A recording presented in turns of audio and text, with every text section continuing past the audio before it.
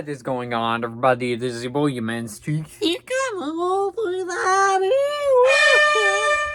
back at it with another ranking, and today we are going to be ranking all the Final Destination movies and ranking them from the worst to the best, including the new film that came out this last week. But before we get sexual, beginning of the video, what's up, guys? Don't forget to subscribe if you're new to the channel, because number one, it's absolutely free. Number two, also maybe help with the YouTube algorithm. And I recommend the video to more people, and maybe they could join. That's it! And do feel free to comment your rankings down below. But with that being said, guys, let's go into as well. I did post a ranking. Not a ranking. I did a review series of all these films so the first one, second one, third one, fourth one, fifth one, and the newest one, if you would like to check that one out and want my more in-depth thoughts of these movies.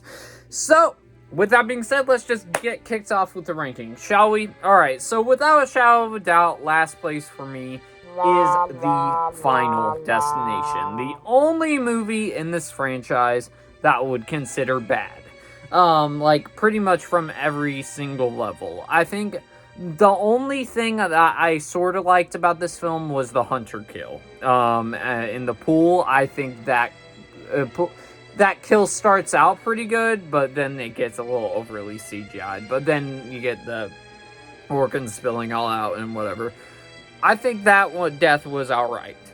However, everything else in this film is awful. The acting, terrible. The CGI, terrible. And it goes for that 3D gimmick. It was the time when they started doing a lot of 3D horror movies, and it falls right flat on its face. The story, not as compelling as the other films in this franchise. Yeah, just everything about this film is terrible. And I wasn't expecting it to be as bad as people say, but nope, it's as bad as people say. So, yeah, that's why it comes in at number 6. Probably a hot take, but coming in at number 5, I have Final Destination 5, ironically. I would just like to clarify, from here on up, all these movies are very much better, and I would recommend them to people. While still being Final Destination 5, I think is okay. I don't like it as much as other people, but I still would recommend it to people especially who like the franchise.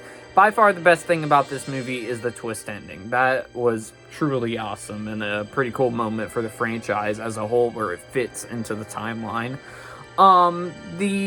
Some kills in here I thought were good. I think the Buddha statue kill was pretty decent. I also think the gymnastic kill was very, very gnarly in this one.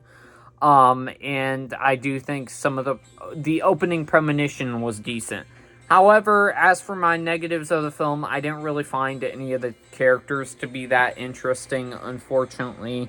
And I do as well like that this one has Tony Todd popping up a lot more compared to when he does in the first two films. So that was a little bit of a plus for me. And yeah, other than that, yeah, it's a fine sequel. I don't hate it. I just think it's okay. I don't like it as much as other people, though. But coming in at number 4 is actually the new dog in town, Final Destination Bloodlines. From here on up, I would say I really like these movies. Final Destination Bloodlines was a solid continuation of the franchise, and this franchise is very consistent aside from the fourth film. So, and I went in expecting it to be good, and it is good, to be fair. There's some pretty good kills in this one. The MRI kill and the glass shard kill are the two standouts of the movie for me. I think I think the characters as a whole aren't that interesting, maybe besides the one character of Eric in this movie, who's the guy that has all the piercings and the tattoos from the trailers. I think he's probably the most funniest part about the movie and the character that popped out to me the most, at least. But as for everything else, kills were pretty good. I think as a whole, probably this has the better story compared to the one I have above it, and it's probably the best story we've had since the original film in this franchise, with it being bloodline connected to where death is going after the people that going after the descendants of people who survived death and killing them and such and such. So I thought that was an interesting way to take it. I also enjoyed all the flashback sequences in here from like the early 50s. I enjoyed that as well. So yeah, overall, pretty solid continuation of the franchise for me. But coming in above it, I have Final Destination 3. I loosely said before, it definitely has the weaker story compared to Final Destination Bloodlines.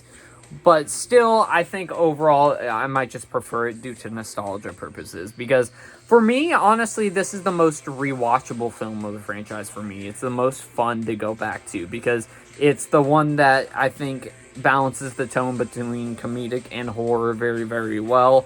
I think this, for me, has the best main protagonist of the franchise, even over Alex, which I know is crazy to say, but don't get me wrong, I still think Alex is a great character too. But I think the character of Wendy in here, I did really enjoy, and she's played really greatly by Mary Elizabeth Winstead. The opening roller coaster sequence, while it is very early 2000 CGI, I still get a kick out of. There's also some very memorable kills in here. You have the tanning bed kill. You also have the gym kill as well. So yeah, I just overall prefer this one over nostalgia purposes, while fully admitting that it's not perfect. The story is not as cohesive as some of the other movies in the franchise, but still, I just prefer it over nostalgia purposes. So that's the reason why it comes in at number 3, ironically. Coming in at number 2, I have the OG, the original Final Destination. A great, it came out at just the right time where horror movies were starting to get very, very stale with their concepts of it being just a generic slasher movie. But this decided to do a slasher movie, but instead of just a person dressing up in a mask chasing after everyone, it is death chasing after everyone. So that was overall such an interesting concept for the time, and as you guys can see, it spanned a couple movies in this franchise, and I'm sure we're not done yet. We're probably going to get some more down the line. And great characters in here. Probably overall as a whole, this probably has the best characters in all movies. Most definitely has the characters' names that you will most likely remember throughout this whole entire franchise, with Alex, Claire, Carter, Billy, and all of them. So the kills in here, the opening premonition, of course, still a classic, great way to kick off the movie. And I just love this movie, but I don't love it as much as my number 1. And my number 1 is Final Destination 2. Even when I watched this for the first time not too long ago, I liked it 1,000 times more than the original film. Aside from them killing a character off screen, if you know, you know, I think this easily has the best opening premonition of the franchise with the traffic jam sequence. Crazy, crazy stuff, and that's made generations of people scared of log trucks to save their lives when they're driving. I think the overall concept to follow up the movie, to have death chase after these people because they're actually were supposed to do the things that the original characters were supposed to do in the last film, I thought was also a very, very interesting touch. What other things? Just pretty much everything I enjoyed in here. I think the cast of characters as well is pretty decent. You got a stoner dude in here. You have I forgot what the dude's name was, but the guy with the glasses that's in the hospital, that doesn't believe anything, that death's chasing after them. I thought he was a pretty decent enough character, and I'm mixed about how they use Claire, but I'm glad we got to see some continuation from the first film, so I'll let it slide a little bit, but yeah.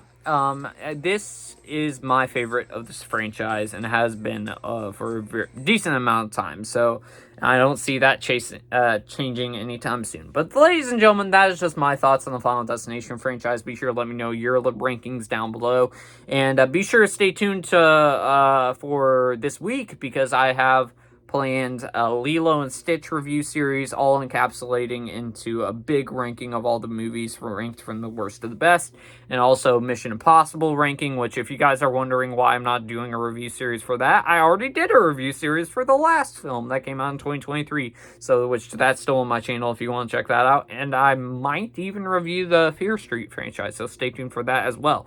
But with that being said, guys, I'll see y'all next one, everybody.